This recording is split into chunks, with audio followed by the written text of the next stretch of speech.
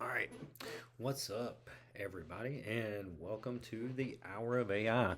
I'm your host, Kyle McDill, and this is going to be episode one, the first inaugural. What is that? I can't even pronounce that. Yeah, it's the first of many, hopefully, for me to be able to do. And so, yeah, if you don't really understand what this is just a show that I've been thinking about doing for a long time.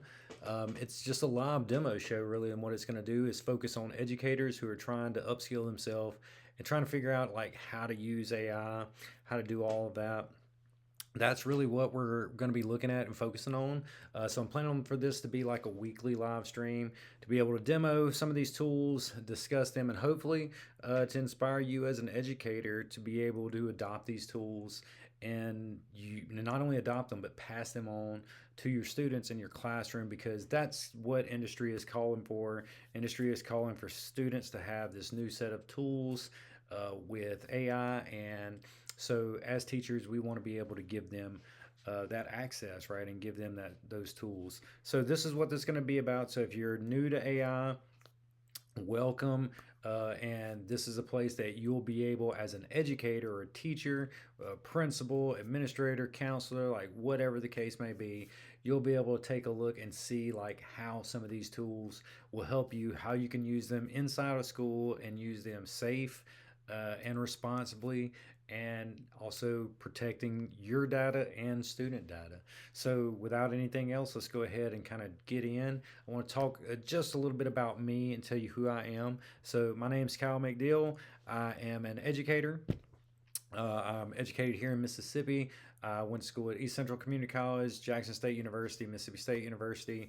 My background was in elementary ed, history, and geosciences. So I have a bachelor from JSU and a science from Mississippi State University. So I was a former teacher, middle school coach, all that kind of stuff. Taught in Jackson Public Schools for 7 years. I was also a college lecturer for geosciences. I taught world regional geography there. So I've been teaching, since 2014. Uh, I was a teacher until 2022. 2022, I took a position as a curriculum writer with Mississippi State University, and with their research and curriculum unit, also known as the RCU. From there, I moved on to the Center for Cyber Education, where I'm at now.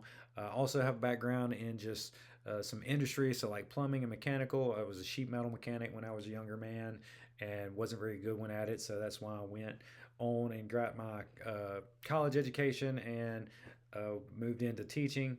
Probably should stay there because construction pays a lot more now than education does. So for sure, but it was a good move for me and lets me be here. I also worked at Best Buy, which is going to give me a lot of the tools that I use as far as the knowledge of connectivity, being able to make stuff functional, and just like that confidence in using technology. And that sometimes that's really an education. What it is, there's an underconfidence of being able to utilize these tools, because you don't want to fail in front of a bunch of students. And if you're I was a middle school teacher, and so like to fail in front of like 20 middle schoolers, you better have some thick skin, because they're coming at you with the heat, bro. Like they're coming at you with it. So, you know say that to just understand that these tools can be used. If you continue to work on them, you will get confident enough where you have no problem doing that. And Best Buy helped me with a lot of stuff, not just being able to utilize technology, a lot of people skills. It was a great company. Got to see the uptick of Best Buy, where they were competing with Circuit City, put Circuit City out of business. And I was also there when Amazon's Price Check came out, and we all know where that ended up, right? Where that ended up being like. So the last thing I always like to talk about is the AT, right? So I'm an Appalachian Trail through hiker. If you don't know what that is, right, Google the AT, or Appalachian Trail through hiking. But it's the point to point, or flip flop in the case of how we did it, walk across America. So it's walking across the eastern part of the country. It's 2,200 miles to be able to do this. You usually start in Georgia, go to Maine, or start in Maine and go to Georgia. We did what's called a flip flop hike. So in that hike, we started in Georgia, went up to Newfound Gap, and this is kind of the picture of our end at Newfound Gap. That's 200 miles up to Newfound Gap, and then we flipped and went to Maine and came all the way back down from Maine to Tennessee, North Carolina line, right there at 441 in the Great Smoky Mountains, if you've ever been there. But I always like to show these pictures, these like smiling pictures. You can see our smiling faces of these pictures and know that while we smiling on the inside, we were definitely hurting on the, or smiling on the outside, we're definitely hurting on the inside. This was one of the hardest things, the hardest thing that I've ever accomplished. I was fortunate enough to do it with my wife and partner in 2021. We sold everything and we were able to do this, set off on this journey. And it taught me a lot. And so I'm not just using this just to talk about, but there's a connection I want to make to how I saw this journey that I took and how it connects with my teaching journey as well. And hopefully it'll connect for you. So when you're doing some kind of big long distance hike like this, when you start you really can't see the end, and that's just like being a teacher, right? When we start the new school year, we don't know how the school is going to end up. We don't know the students that are going to be in our room. We don't really know anything other than what we're supposed to teach, right? And even that sometimes can be thrown up into some of those situations that are just like completely out of your control, right? And you don't have a grasp on it. But in doing that, where was all that? I lost my train of thought. Right, in doing that, when you start that year, you can't see the end. When we started this trail, you couldn't see where we were going to finish, and only like 25% of people, finish a through hike like this. Hopefully, we have more teachers that finish the school year, but the school year is tough too. So there's some parallels though, right? So every day on the trail you go up mountains and you walk in valleys, and like you get to the top of a mountain and you look out and you see nothing but trees. You can't see the end. And that's a lot like being a teacher, right? You're going up mountains, these huge mountains of testing, huge mountains, of behavior and like classroom management and all these different things that we juggle as educators.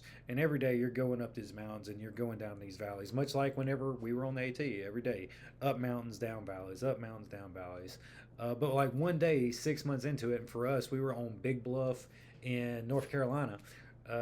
We come to the top of a mountain, we look out, and 100 miles away, we can see the Great Smoky Mountains, which was our end point after 6.5 months of walking one direction too, like 5 months of walking one direction.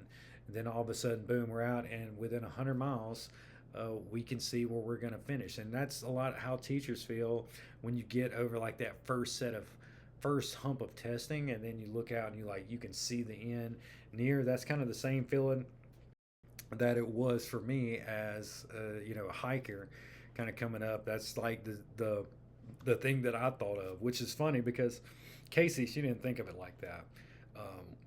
When we got to the top of Big Bluff or Big Bald in North Carolina, she looked out there. She's like, I wonder if this is how Frodo felt when they saw Mount Doom for the first time, right? So don't know if that was a happy or a sad, and probably at the time it was like a mixed emotion thing. But I say all of that to just reinforce that you're constantly climbing over mountains. And in education, we have a lot of mountains in front of us, right? We have not only the mountains of school, students, and all these different testing things that we have, that are in front of us, but we also have this mountain now of AI. And I just want to assure you, just like it was for my journey on the AT, like at some point you're gonna get to a point, with AI, just like you do in the school year, and you're going to turn around, you're going to look, and you're not even going to see really, like, you're not going to see and remember how hard it was for you to actually get there to that spot. But the person that you become in getting to that point, that stays with you forever, and that is definitely the point of what was that? That's definitely the point of the mountain, right? Getting over that, you're going to become this, person, and that stays with you. It stays with you forever, and just like teaching, and teaching is really cool because every year, as a teacher, you get to kind of restart and reset, and you get this full year of you being able to experience these things, and then you get the ability to like right reset new group of students, and then you get to start over again. And that's really the point of these mountains, right? You get to these points, you overcome it, and you look back, you don't remember how hard it was. You remember the good things.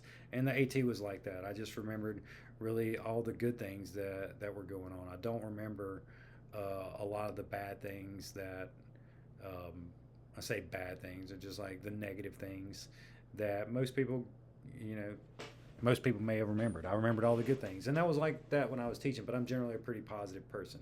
But I say that to say, like, we're going to get over it, and you're going to be a better person for it. But we do have to approach it in a different way. So if you've never been or utilized AI in any kind of way, this is like your first introduction. That's great, right? I'm glad that you're here to be able to see some of what this can do. But if you're, been using AI for a while, some of this may not be relative to you, but I always like to start at ground zero, right? So start where I think everybody is. And in education, we're always late to the game. So a lot of people that may see this may be at total zero with AI use in education. So let's give a little foundation before we move forward and start some of these live demos. So what is artificial intelligence? And this is a definition it's just a simple definition, right? This is a lot more complex if you were to dive into it and get more technical, but that's not what this is about. This is about just giving you a framework to be able to work. So artificial intelligence really is just talking about computer algorithms. It's these computer algorithms and computer systems that can do, they're predictive in a lot of ways, right? But they can basically do tasks or close to at human level, or even in some cases now it's above human level for sure, especially with speed wise. But writing, problem solving, language recognition, pattern recognition, even like doing videos and pictures. These things can do really fast to generate this type of content. And so, knowing that, how do you use that? What's that look like in the classroom? Well, that's what this is about. I want to be able to take this and show you just practical classroom ready AI and not have to get down in the minutiae of like all the technical aspects and which models to use and, like all of those things that you can do. That comes with time, but right now in education, we really just need to start opening the door and really start using these, not only for ourselves, but we're going to have to put them in the students' hands at some point. That's just the hard truth about it, right? So what I want to be able to accomplish here is a few things, right? We're going to do this ethically, responsibly, look at student-centered tools that can help teachers, but can also be put in the hands of our students and them collaborate with these tools. But I do want to make this clear that I'm not talking about like AI is replacing educators. Like that may come to a point. I don't have a crystal ball and I can't predict the future. These technologies are super advanced. They can do a lot of stuff, but I'm not going to really talk about that. It's about trying to empower you to use advanced tools to be able to move the profession forward. And that's what I'm about, right? But to move the profession forward, like we got to figure out how did we get here. So with educational technology, this really feels AI personalized learning. It feels like it's just been thrust upon us, but it's been a slow burn actually since computers had, we had computer labs and we also had libraries that had like apples in them that were doing, we were still using the Dewey Decimal System. You would just go research books and things like that on the Apple IIs. Then you'd go find the card catalog and all that good stuff. But then moving into like the 90s, you start to get the internet. The internet emerges, it explodes. And then the 2000s, we began to get like the Web 2.0, social media hits, the iPhone hits, and that brings us into mobile learning, bring your own device, which you as a teacher, you remember how frustrating it was when no schools are one for one. There's still a ton of that aren't, but managing devices then, you didn't really talk about it like the way that they do now. It wasn't considered so much of a distraction, but we allowed it into the classroom and we allowed it everywhere, and then we just didn't monitor it and teach it out very well, and so it became a problem. So that's, I think, too, why a lot of the teachers are really worried about it. And teachers are also kind of weary of flavor of the month things, right? Or flavor of the time. They think that AI may be like any other system that they've used, and in a year or two people are going to forget about it. I don't think that. I think that industry is leaning way too hard into these technologies and everything that I know whenever I get to interact with any type of industry. Like AI is always the first conversation we're talking about. It's always like how can we upskill the workers that we have in the state, and how can we transfer these skills to students who are already in CTE programs or K through 12 programs, right? So it's a constant conversation about how this is going to happen. Meanwhile, in education, the conversation is generally like, oh well, I just don't want it in my classroom. When you know our industries, which is the base of our economy, are all leaning to that and that type of skill set. So I think we in education have to be able to make some steps forward as we start to grasp, you know, this technology. And the one thing that is always very common with teachers is the ability to bring up misuse and cheating, right? And so if I ask like what your ethical concern is, the first thing is like, oh, they're going to misuse it, they're going to cheat with it. And like, people have been cheating forever. Number one, right? The AI didn't cause cheating to happen and cause misuse of tools to happen. People have been being dishonest since like writing existed, right? Um, that like that's just the case for humans. But we have to acknowledge the reality in this, that whether you believe it or not, that teachers and students are using it even if they don't know that they're using it in a lot of cases. Tools like Grammarly that are in word processors, tools like spell check, right? These are predictive things, predictive models, predictive technologies that can are basically our algorithms, basically are an AI, right? Even if it's a very simple form of it, it's still something that's a predictive model. It takes what you're doing and it tries to predict, like what the next step is. And at its kind of core, that's really what a large language model does when you're using these tools, is trying to predict uh, what you want to do with it through the prompting process. But what this has become is become a lot of teachers using AI detection software to say not in my backyard. And like that's great and everything, but if you do just a small Google, you would figure out that a lot of these AI detection softwares are unreliable and they give false positives. It's in the news now more than ever that students are challenging this and they're winning because they're able to bring receipts and show that they are actually doing this writing. And it's been a lot of students that are bilingual that have been targeted throughout America anyway. You see a lot of Indian students that just have really good grasp of the English language, really good grasp of grammar. And so AI like thinks that okay, well, if they're really good at it, it's got to be AI, and that's why you shouldn't really be using those things. And even the AI, these companies know that, right? The companies like the big companies that are embedded in higher education, that have this tool available for college professors to use, to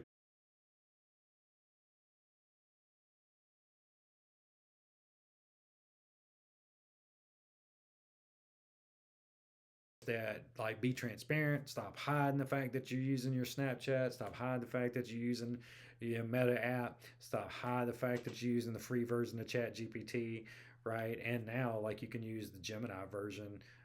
Gemini Advanced is just free for students right now, which is wild.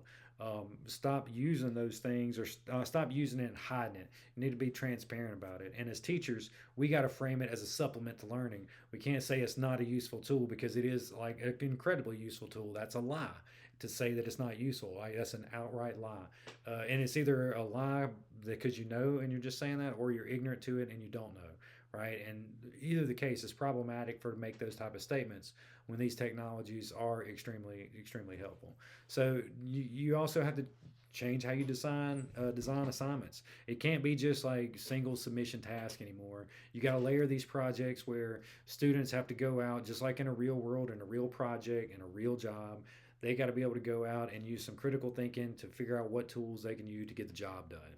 We have to get away from grading just in the capacity that we grade now, discussion board, essay, like all of those things. They worked for a lot of times, but they don't work now. And so this brings me to this shift that we're kind of talking about. Is is going from a product versus a process style of teaching, right? Right now, we're in this final product type of teaching, and this is right. We're teach all this content to get you to this, be able to perform on this final product, right? So you need to be able to do this multiple choice test, or you need to be able to do this discussion board, or write this essay, right? And we feel like those are the skills for thinking critically, creatively, and problem solving.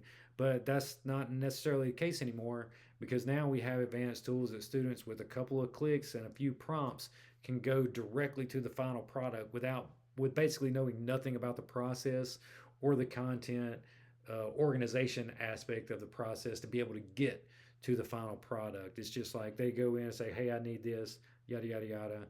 Drop in your sources, drop in anything you gave them, and then they get, their prompt, and they say, "Hey, go through and make it not so great where the AI detector won't notice it," and then they pass it off, and you click and use your AI detection tool, and it goes 25%, and you're like, "Oh, yeah, that's probably fine," but there is actually probably like 75 or 100, especially if they took out the commas and some of the made grammatical errors. It's not going to think that AI did that because AI doesn't make grammatical errors. It doesn't do that. So there are ways to get around it, even if you're using the detection software, and it's just not reliable. And even the companies basically say it's not reliable. So what we got to do is we got to move and emphasize learning as like a different kind of ongoing journey that is multi-layered. It's not just getting to this final product for this final publication or this final essay or whatever the case may be.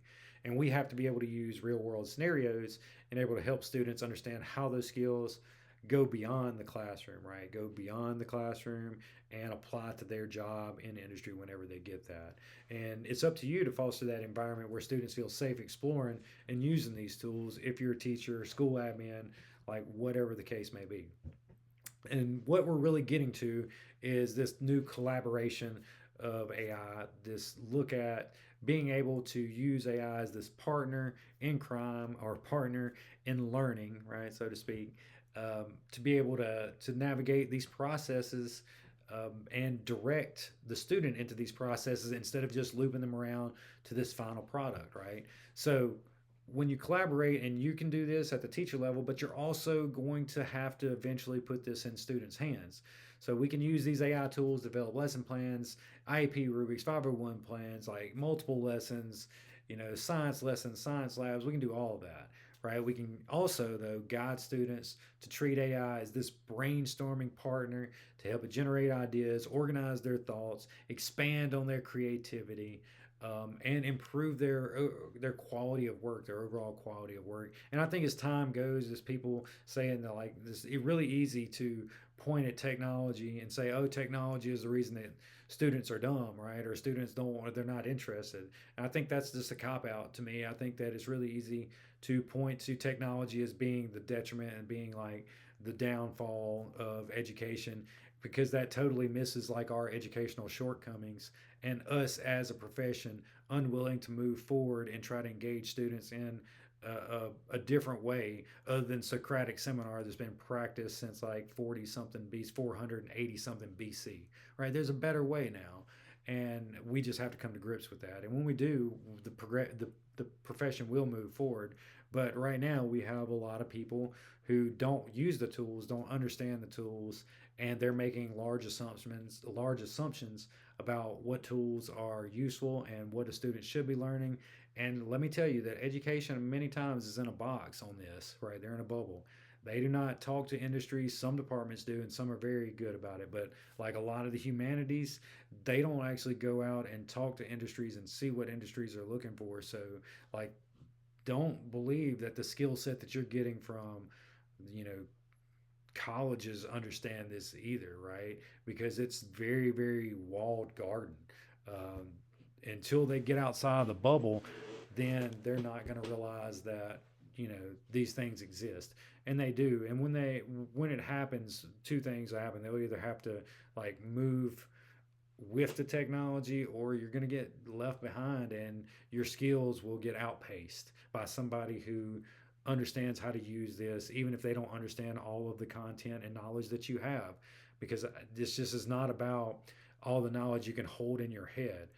The students that we are seeing and we're teaching now, the the access to knowledge, being able to access knowledge, being able to use tools to go out and find that knowledge is going to be the crux of how they work. It's not going to be what they can recall, right? It's not going to be what they can recall. It's going to be what they can use to access information in the age of information. And right now, those tools are AI tools. And because of that, we have to create assignments where students use AI and they lean on AI suggestions to refine and improve their work, but they also understand to ask critical questions about this AI generated content. And we got to teach them how to evaluate and refine that content as well. And that's another thing.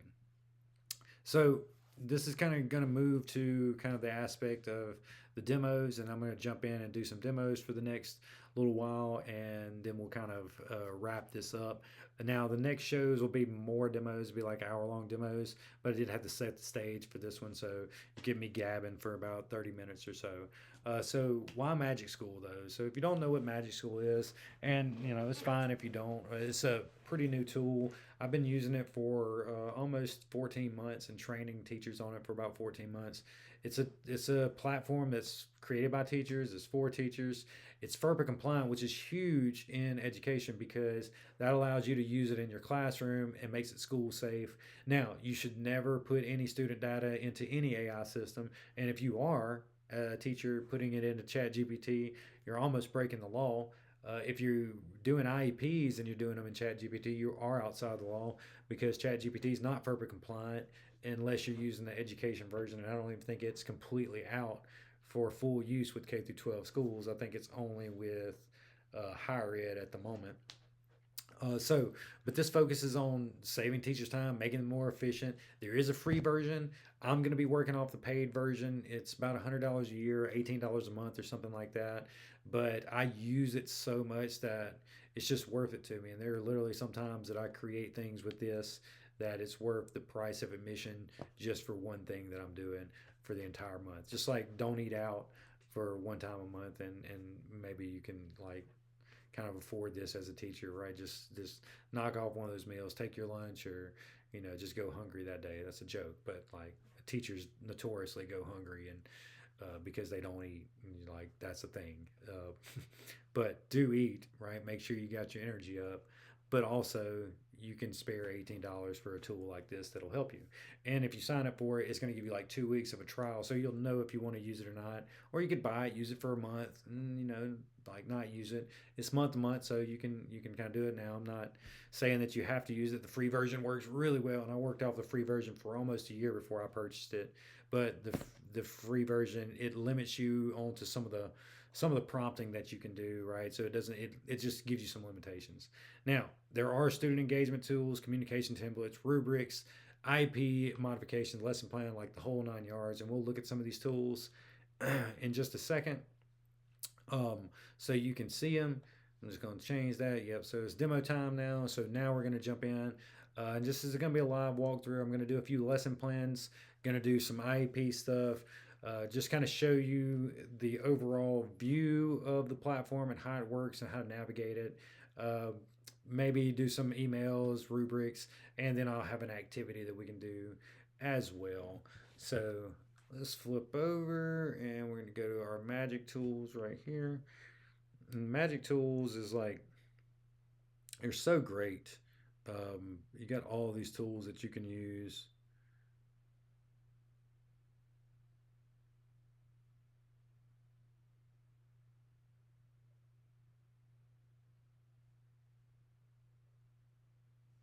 Sorry about that. All right, so here's our Magic School. This is the dashboard, and like the first thing that most people say is like, "Oh wow, it's colorful, it's busy." Yeah, it's colorful, it's busy. There's a lot going on. Once you get logged in, get your profile set up. This is kind of what you have. You have your Magic Tools menu. You have a chat bot called Raina. You have your output history of anything that you are talking to the chat bot with or talking to the tools, and then you have Magic Student. Those are your four main things that you're going to be able to create. And really there's these three Magic Tools, Raina and Magic Student. Those are the three creator tools, and you can use those to be able to do a ton of stuff. And so we'll look at that. These other tools are just like PD resources, some social media stuff, labs, which is like a beta, it hasn't just started yet. Student literacy, and some of these are videos and things that you can show your students, but also you can watch yourself to be able to learn more about these tools. But we'll start with Magic Tools. And remember, this is the paid version, right? So the free version looks exactly like this. It's just some of the tools are a little bit more limited. right? So if we're looking at this, what we have is we got a search bar up here that you can search the tools.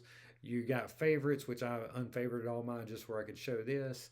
You got some recommendations, and you can use a little AI to get some more recommendations. You have a custom tool, and then you have like 3 rows of probably 20 tools each. I think it's close to 60 tools that are on here that you can use that are all AI powered, all made to be able to help you from lesson planning, quizzes, text rewriters, writing feedback, lesson plans, professional email. And we'll demo some of those in just a minute.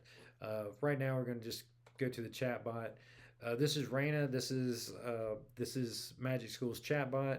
And if you use a chatbot already, this will look very familiar. If this is your first time seeing a chatbot is just think of it as like those online, talking troubleshooters, right? That don't work really well. Well, this is a very, very advanced version of that, and it works extremely well. And so you can choose, just like in a regular chatbot, you can kind of choose what you want.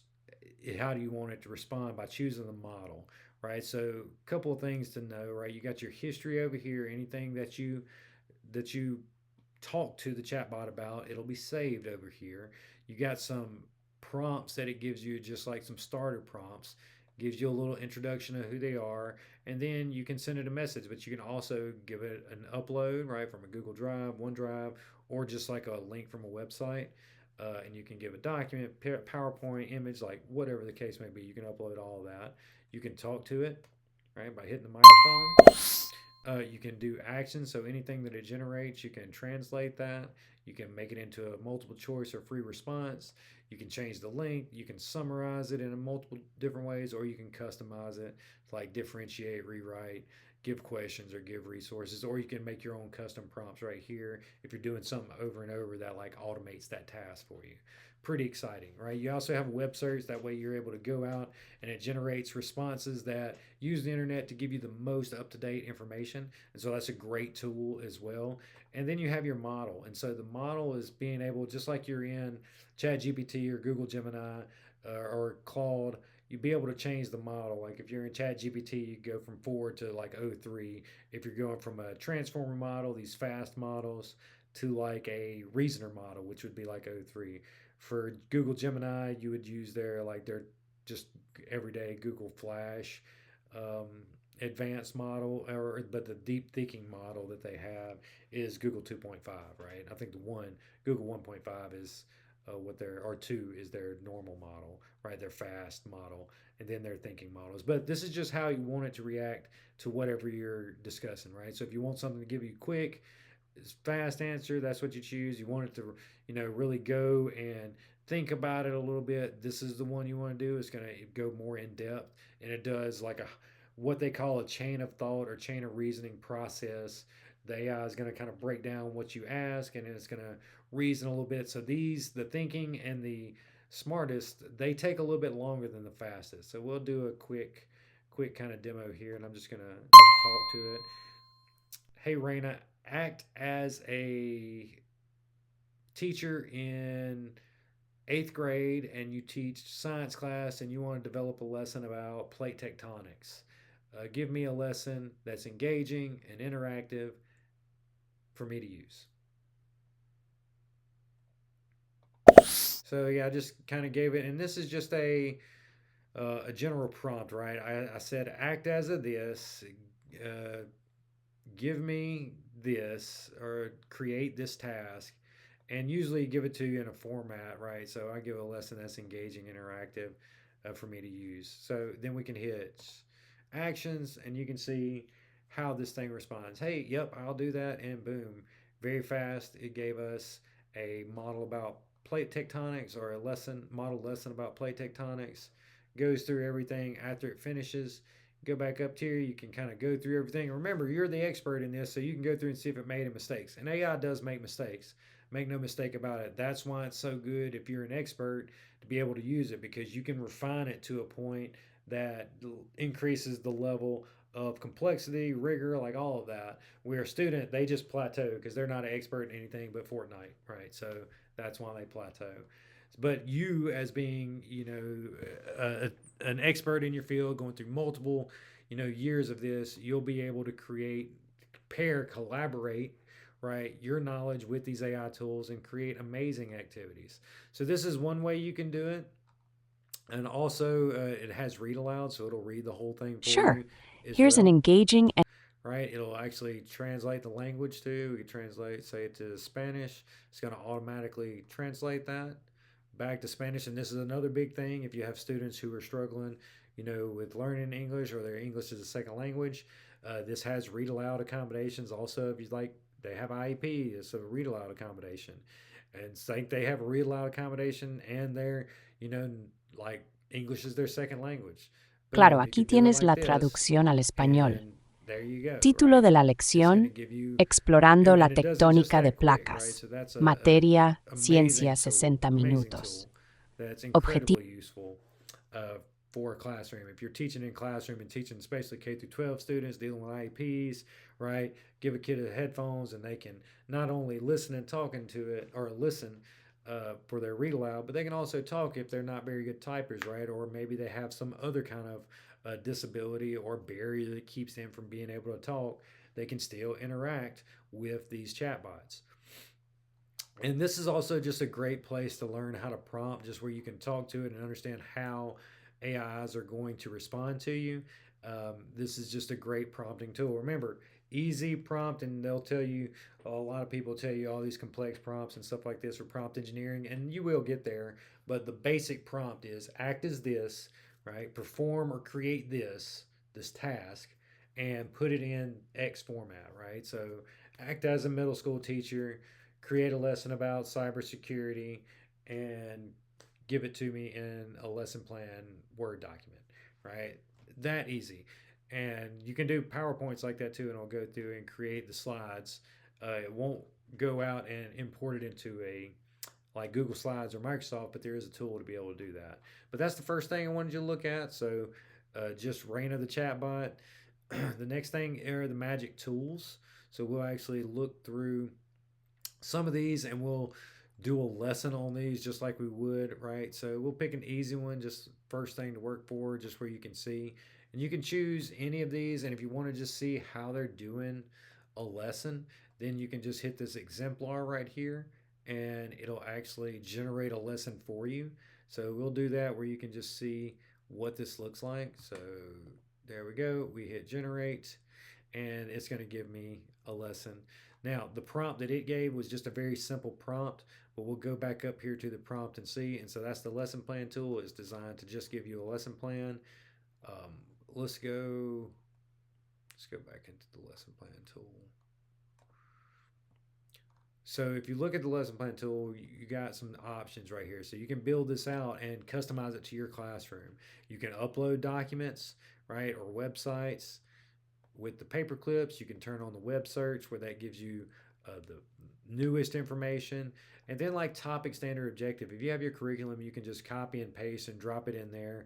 Drop in the copy standard or the topic standard or whatever the objective is. And then underneath it, just give it a little context about how you're approaching it, right? Maybe if you have an essential question that matches up with your class, just where everything aligns, right? You want to customize it to your classroom. And then same thing with additional criteria. If you want them to, work in groups, you want to do this, want to do that, whatever the case may be, right? Add in that additional criteria. Or if you have another old lesson plan that you're trying to update, this is a great time to be able to drop it in there and update it. Excuse me, sorry about that. And then you can also set it to like a national standard, like the national science standards, right? So you could do that. And if you have that, you can just drop that right in too, and you make a very specific, very calculated um, lesson plan for your class, and it's very personalized. So that's another way that you can use some of these tools, and some of them are fun tools as well, right? You can go and do an image generator tool. So we can do text to image. So if you're working in like a multimedia class, and or you're helping students create presentations, then they need some stock images, right? That's the easy way to go out, right? And just click. We'll click one just to generate it. The prompt is a clear bottle, but you can do all of these different effects. You can change it, style, composition, change the format, right? All of these things, and you can see how it generates images. And man, Adobe's has gotten so much better than it used to be. It's just really good now. And you can save it in Magic School, right? You can submit it. You can generate again, right? Or you can save it. You can download it, then use it later. So gives you that ability to do, which is really really cool. On top of lesson plans, you also have IEP generator. So say you have students that are working with accommodations, and so like give the disability category right here. And remember, you're not giving student data. You're not talking about the student. Now, if you had a form like an IEP form that had all of his information in, and then you went through and anonymized or blacked out his name, any identifiers, sex, location, all of that, then maybe you could drop it in. I still don't necessarily recommend that unless it's completely anonymized, but you could, right? Theoretically, because this is FERPA compliant, it would try to scrub it on the front. Then give it a description of the behaviors and things that you need, strengths, all of that, and it'll generate. So let's do an exemplar. And we're going to give autism spectrum disorder, and it gives a few different qualifiers. And so, boom, there we go. And you special ed teachers that are out there that are working with IEPs, you can see that this is an amazing tool. It gives you a little bit more too. How can teachers facilitate those conversations? Gives you some resources and tools, right? Support in the classroom. It tells you some things you can do. How do I create sensory? So it just on and on and on. And that's all just from one prompt, right? So that's another way you can do it. We can do some IEP stuff. You can create quizzes, multiple choice quizzes. You can email families. This is a good one, right? So like some people don't understand to not be aggressive in an email. So like if you have a problem with that, you tell the author and like tell exactly what you want to say, and try to tell the chatbot to put it in the nicest way possible, and it'll make it digestible for the other person, where you don't sound like you're attacking them with your knives out or anything like that. Real world connections, like there's just a ton. I could go through all of these. You have some for planning, you have some for content, questions, intellectual prep, student support, communication, community tools, and you even have some admin stuff, right? Team building, PD planners, chat with docs. There's even some coaching stuff on here, like being able to plan your practice as a coach, man. Like, yeah, absolutely, I'll do that, right? Let's do that. It can put some exercise and stuff in there for me, absolutely. But there's, like I said, it's too many tools for me to go through one by one. And before we finish up, I really want to spend the last bit of time going through the student rooms and walking through this lesson that I built. So we're going to go into Magic Student now. And so Magic Student is where you can build rooms, and this is all you can do all of this with the free version. So we want to create a room because when we pull students into this room, we can give them tools to be able to use. Uh-oh, are we done? There we go. We can put tools in this room and then give them access. Now, what's so great about the tools and the student rooms in Magic School is it's not like ChatGPT, it's not like Snapchat. It is not going to give them an answer. It's not going to generate any kind of content that allows them to cheat. And you can back this up in your prompting and when you're setting up these tools, but you'll kind of see it in some of the activity that I have. It is a walled garden, and you can see everything the student inputs, outputs, how engaged they are, how they interacted with the tools, what tools they use, and you'll get a summary of that. And we're going to show you all of that here in a second. Now I'm going to go through and we're going to just set the room up. So I want you to see how you can do this, and then I'm going to show you a room that I set up for a student activity that's all like an escape room basically, and show you how a student navigates through it. So you have a room name, grade level, and we're just going to leave these like they are. And you can put 250 students in a room, or you can put one, right? So it can be for a massive amount of students, or it can be for just one student. So you can personalize it on a vast level, or you can personalize it down to like one student who needs some intensive tools, help, maybe like a translator tool, or maybe they struggle with like a social emotional problem. You can give them a social emotional chatbot, right? There's all these type of things that you can do. So this is where after we set up, we go to the next stage, and it's just a 3-step process. And so this one, we're just going to give a tutor me. I'm just going to give them a tutor me with AI, and That's the only thing I want to do. So we're going to tutor about uh, a certain subject, right? And so then with the tutoring, you can actually customize this to make this very personalized to your classroom. You When you click customize, you get this builder side, and the left side is what you build. The right side is kind of what the student sees, and you can cover up some of the stuff that they see where they're not able to do any of it, right? To actually use it. But Tutor Me, they want to describe what they're learning, right? So you want them to see that. We can give it a voice. We can say, hey, we want to get tutored on, let's say, geology.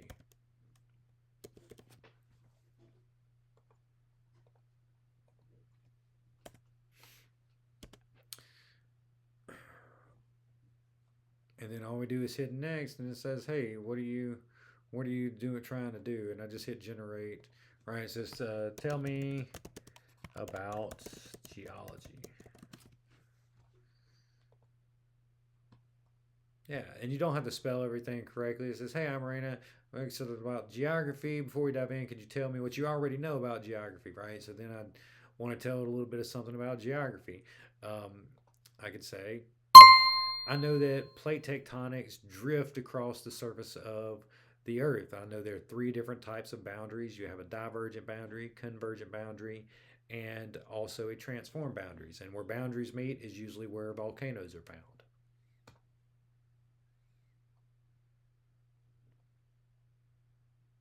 And you can see how the language processor works. And even though I'm mushmouth sometimes, like I'm Southern, and so like I sound like what cornbread looks like a lot of the time, it still picks up everything that I said pretty clearly, right? And so we can interact with it there and said, oh, yeah, okay, wow, you're impressed, and get it to read aloud. This is what it sounds Wow, like. I'm really impressed with your knowledge about plate You can go ahead and tectonics. speed up on that if you want to, Wow, I'm really impressed with your knowledge about plate tectonics and or boundaries. we can take it down if we want to. Wow, I'm really impressed with your knowledge of. She was really wowed by that, right? But so the tool works, we'll save it, and then we can launch the room. So we're just going to give this to students as a quick tutor for them to take home, right? And so you can do it a couple different ways. You can do a join code, like if they have their phone, right? You could do a Google Classroom if you have a Google Classroom set up. You could do a join code like this, copy it, drop it into Canvas if you want, or you could just copy it right there, and then you would open it. Whenever you go to open it to see what the student view looks like, this is what it looks like. They'd have to put in their name, and then they get access into the room. It's going to tell them, hey, use this reasonably responsibly. This is also a good place for teacher to emphasize the use of AI and what the pitfalls and security falls and bias and accuracy and all of those things that we have to educate our students on, right? That's a good place to do it. Then you see the tool itself. The student clicks on it and they're able to use it just like we did, right? Hello, it is a get tutored on geology, and it's going to say, what is it going to say? Yeah. Hi there, I'm Raina. I'm an AI tutor. Want to learn about a subject? Here we go, right? We can do that. So see, it's working. Good for it, right? So that's just a simple setup, right? Simple setup. Now what I want to do is I want to go back and I'm going to show you a room that I created for an actual activity, right? So we'll go, and this is like an escape room that I created. It's called the Mystery of Mississippi Time Anomaly, and it's basically a cross curriculum ELA history and geography lesson, and so kind of take you through it. And this will kind of be, we got about 9 minutes left, and our hour will be up tonight, and so I want to make sure I get through this. Acknowledge it, right? So here is our setup. So I did A, B, C, D because that's just like a great way to organize one at the top, because everything is alphabetical order. So if you don't put something like an identifier in the front, like A, then this will all be jumbled. And I just learned that because I built a few things. So I gave this a number of tools, right? So you get puzzle 0 all the way to puzzle 5. And you also have a final stage, debrief and reflection. And then you have a hint bot, and you also have some sentence starters. And I did that because they'll use the sentence starters to be able to write what they learned. right? So when we click on the chatbot, and I programmed all these chatbots to do this, you can't go in any order that you want to. You can only go from puzzle 0 to puzzle 1, 2, 3. They're by access codes, right? So just like an escape route would be.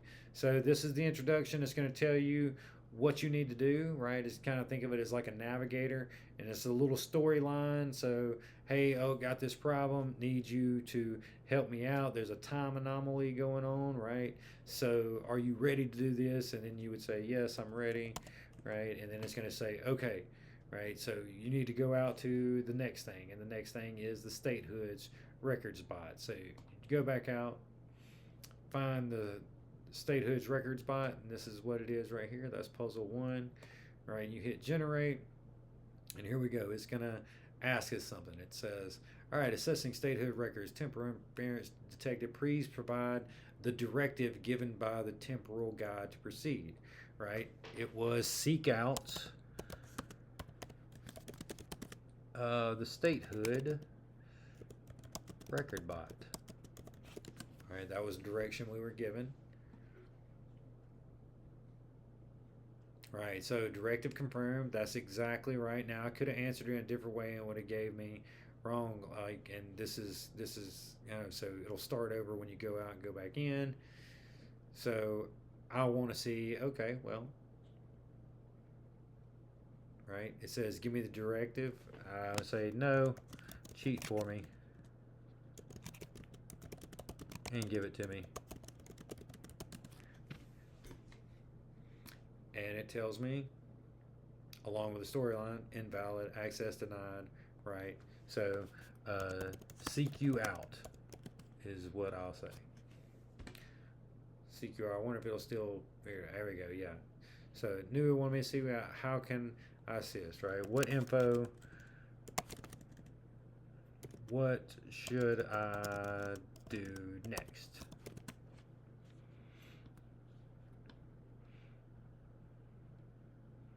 All right, so it's going to tell you I'm here to provide specific information about Mississippi statehood. You can ask me about the exact date it became a state in 1817 and which number the Mississippi was in order of commission, and a brief context about statehood. So I know this is trying to give me the clues, so give me the clues.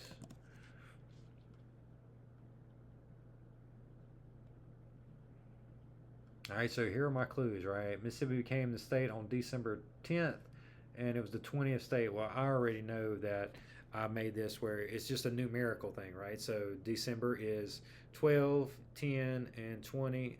And so that's what my code is for the next thing. But that's what the students are trying to figure out in this. And so then I can take that. I can go to puzzle 2.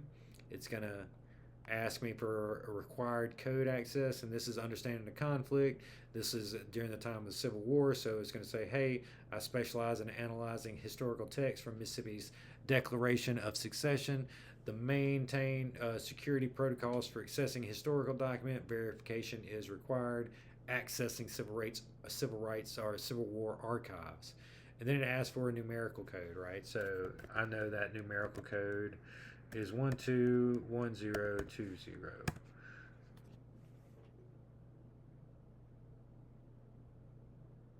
Code accepted, right? And they'd have to figure out that from the other code, right? So then it says, how can I help you analyze the text? And I say, what is the text?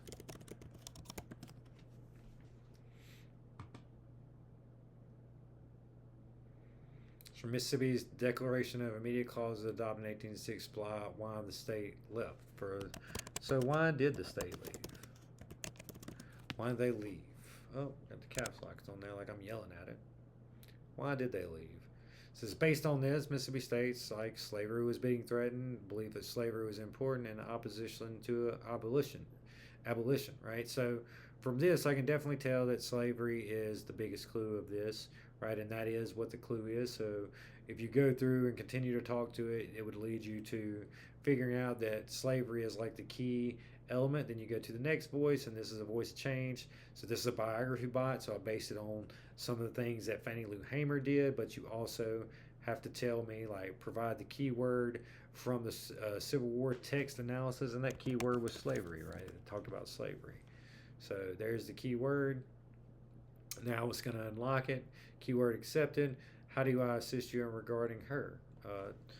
Tell me about her. And so then it gives you a biography breakdown about Fannie Lou Hamer, right? And she was known for voting rights. And that's actually the key to the next puzzle. So we go to the next puzzle, 4, 5. And I'm going through this fast, right? Students aren't going to figure this out really easy.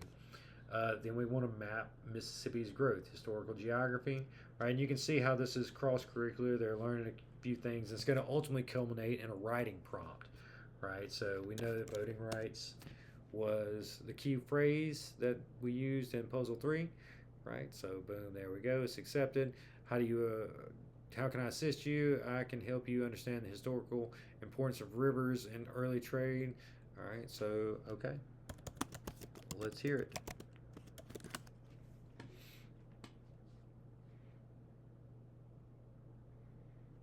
Oh yeah, so it's the Mississippi River, and so kind of understand that that's going to be the clue. Go out to the last one. See what it says. Major river, that's the Mississippi. What are we talking about?